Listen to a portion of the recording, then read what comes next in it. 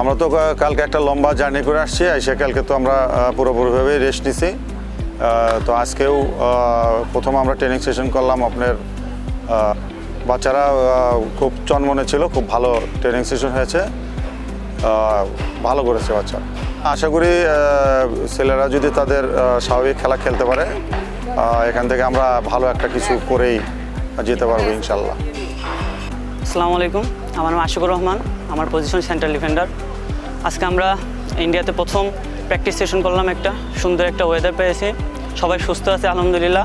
আর কোচের কিছু ট্যাকটিক ছিল আমাদের আজকে প্রথম দিন হিসাবে, এগুলো সুন্দরভাবে শেষ করে আলহামদুলিল্লাহ আমরা মাঠ ছাড়ছি।